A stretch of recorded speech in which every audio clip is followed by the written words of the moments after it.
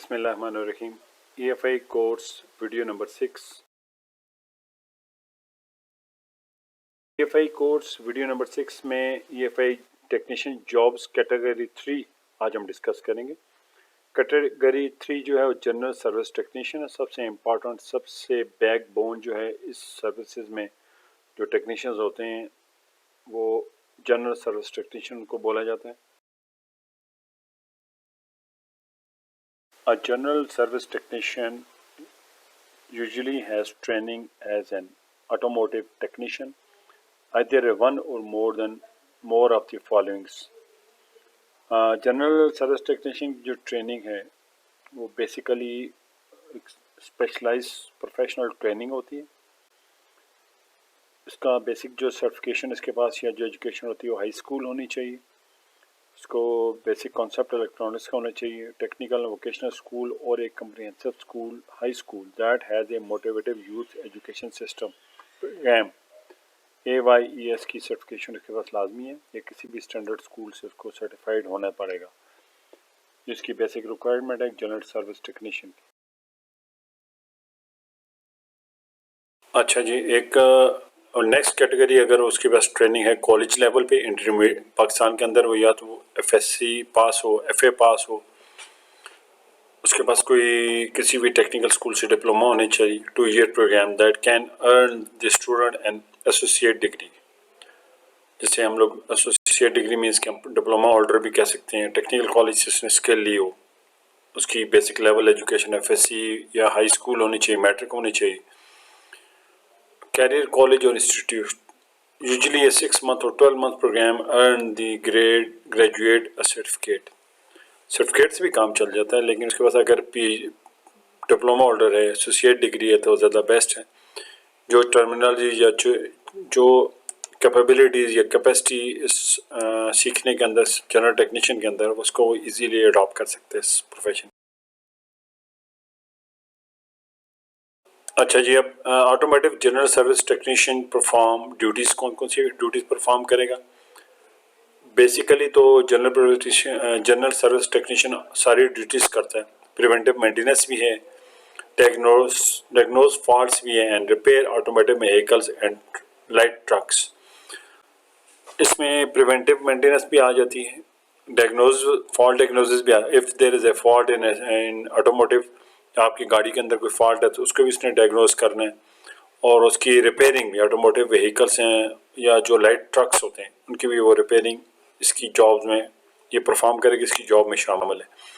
General service technician अब करेगा क्या अपनी जॉब के अंदर? ये adjust, test and repair engines कर सकता है, स्टीयरिंग सिस्टम है, ब्रेक सिस्टम है, ड्राइव ट्रेन्स हैं, व्हीकल सस्पेंशन है, electrical systems, air condition system and perform wheel alignment.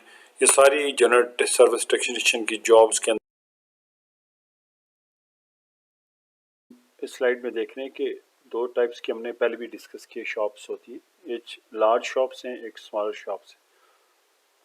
In large shops some technicians specialize in repairing, rebuilding and servicing specific parts such as braking system, suspension and steering system। बड़ी दुकानों के अंदर या बड़े franchise के अंदर या बड़े डीलरशिप के अंदर या बड़ी रिपेयर शॉप्स के अंदर हर कैटेगरी में स्पेशलाइज्ड जनरल सर्विस टेक्नीशियन होता है। उसकी स्पेसिफिक जॉब होती है as per requirement. Braking system है तो उसका स्पेशलाइज्ड टेक्नीशियन होगा, सर्विसमैन होगा, जनरल पर्पस नहीं होगा। सस्पेंशन सिस्टम के लिए स्पेसिफिक होगा टेक्नीशियन, स्टीयरिंग सिस्टम के लिए, इंजन के फॉल्ट डायग्नोस करने के लिए और प्रिवेंटिव मेंटेनेंस के लिए। लेकिन in smaller shops automotive service technician में work on a wide variety of repairing jobs. छोटी शॉप के अंदर एक सर्विस टेक्नीशियन सारी जॉब्स ही कर। जनरल सर्विस टेक्नीशियन अपनी जॉब स्टार्ट करता है। सबसे पहले automotive general service technician begin by reading the work order, customer complaint form and examine the vehicle to locate the cause of the fault, operation and repair it। General service technician के पास जब भी कोई job आती है, means कि उसके लिए कोई काम आता है या उसको कोई गाड़ी आती है, तो वो बेसिकली तो टेक्निकली उसको वर्क ऑर्डर लेना चाहिए कस्टमर से, कस्टमर की कंप्लेंट लेनी चाहिए, फॉर्म फिल करवाना चाहिए। हम लोग तो वैसे ही यहाँ पे उसकी वर्बली सुन लेते हैं, लेकिन वो फॉर्म हो चाहिए और उसके बाद उसको उस व्हीकल को एग्जामिन करना चाहिए, उस व्हीकल को चेक करना चाहिए, लोकेट करना चाहिए, ढूंढना चाहिए कि उस जो फॉल्ट है, ये जो कंप्लेंट है, उसका कॉज क्या है, उसकी वजह क्या है, और फिर उसको एज पर रिक्वायरमेंट जो स्पेसिफिकेशन डिफाइंड है उस व्हीकल को रिपेयर करने के उसके मुताबिक उसको रिपेयर करना चाहिए। Why is the work order important? एक वर्क ऑर्डर जो मैं वो वर्ड यूज़ कर रहा हूँ, ये इतना ज़रूरी क्यों है? Work order is a legal document that includes the description of the vehicle and the work request by the customer. इसलिए लीगल डॉक्यूमेंट ज़रूरी है कि इसमें एक तो पूरी डिटेल होती है कि टाइप ऑफ द व्हीकल कौन सी, उसका मॉडल क्या है, इंजन नंबर क्या है, उसका वीएन नंबर वगैरह बाकी चीज़ इसमें डिफाइंड होती हैं, ताकि जो आपका टेक्नीशियन है या जो इसको हैंडल कर रहा है उसको सारी इंफॉर्मेशन ऑन पेपर अवेलेबल हो। और वर्क रिक्वेस्ट होती है, कस्टमर जो कंप्लेंट कर रहा होता है कि उसको गाड़ी का काम क्या करना है, वो भी इसमें डिफाइंड होता है। This creates a complete file on the repair. ये कंप्लीट फाइल बन जाती है, लॉग बुक बन जाती है, रिपेयर फाइल होती है, जिसको जब भी ज़रूरत पड़े आप अपनी गाड़ी में रखें, होनी भी चाहिए, ताकि नेक्स्ट टेक्नीशियन को नेक्स्ट उसको पता चल सके कि इस गाड़ी में पहले कौन कौन सा काम हो चुका है। Vehicle identification number VIN. A vehicle identification number VIN is a 17-character serial number used to uniquely identify a car. ये जो VIN नंबर होता है इसको व्हीकल आइडेंटिफिकेशन नंबर बोलते हैं। व्हीकल की शनाख्त होती है, ये 17 लफ्ज़ों का एक मिला के एक सीरियल नंबर बनाया जाता है, जिसमें 17 डिजिट्स अल्फ़ाबेटिकल नंबर्स और नंबर्स होते हैं। इसमें आप ये कह सकते हैं कि manufacturing country, vehicle manufacture year, vehicle type और डिवीजन भी किस टाइप की व्हीकल है, व्हीकल ब्रांड क्या है, सिक्योरिटी चेक डिजिट्स भी इसके हैं, मॉडल ईयर भी होता है, असम्बली प्लांट कहाँ से असम्बल हुई है, व्हीकल प्रोडक्शन नंबर भी है जो कि यूनिक होता है। ये किसी भी व्हीकल के साथ को एक यूनिक नंबर अलोकेट किया जाता है, जिससे उसकी सारी हिस्ट्री, उसकी मैन्युफैक्चरिंग, उसकी प्रोडक्शन का पता चलता है।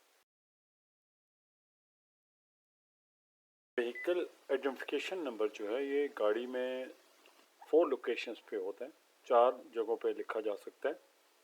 वन ऑफ दी 4 में से डैशबोर्ड पे भी हो सकता है, ड्राइवर साइड वाली सीट के डैशबोर्ड पे, अंडर दी हुड होता है, दी front end of the frame, driver side door पे भी लिखा जा सकता है। You can also find the VIN number on your cars, vehicle title पे, रजिस्ट्रेशन बुक पे भी हो सकता है, ऑटो इंश्योरेंस डॉक्यूमेंट के अंदर भी आपको ये मिल सकता है। General service technician will verify customer concerns. Customer को जो मसला होता है गाड़ी के अंदर, या वो जो कंप्लेंट कर रहा होता है, शिकायत कर रहा था, उसको जो है जनरल सर्विस टेक्नीशियन जो है उसको वेरीफाई करता है, क्या ये कंप्लेंट है भी है कि नहीं। वो किस तरह करता है by using testing equipment, taking the vehicle for a test drive and or referring to the manufacturer's specification and manual, dismantling faulty assemblies। अगर वो फॉल्ट वेरीफाई कर लेता है कि हाँ जो कस्टमर की कंप्लेंट है वो करेक्ट है, उसके मुताबिक गाड़ी के अंदर फॉल्ट है, तो वो डिसमेंटल कर लेता है फॉल्टी असम्बलीज को, रिपेयर भी कर सकता है, रिप्लेस कर लेता है वॉर्न और डैमेज पार्ट्स को, reassemble, adjust and test the repaired mechanism.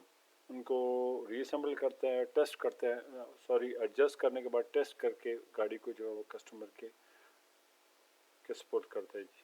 तो ये एक टेक्नीशियंस की रूटीन फ्लो चार्ट है कि वो कैसे काम करता है। नेक्स्ट वीडियो 7 है जी, EFI टेक्नीशियंस जॉब कैटेगरी के अंदर हम लोग डिस्कस करेंगे टेक्नीशियंस टीम लीडर। अगर आपको ये वीडियो पसंद आई है तो लाइक कीजिए, अगर चैनल पसंद आया तो सब्सक्राइब कीजिए, बेल आइकन को क्लिक कीजिए ताकि आपको नेक्स्ट आने वाली टेक्निकल वीडियोस, अच्छी मालूमात वाली वीडियोस का नोटिफिकेशन आपको आता रहे। खुदा हाफिज़।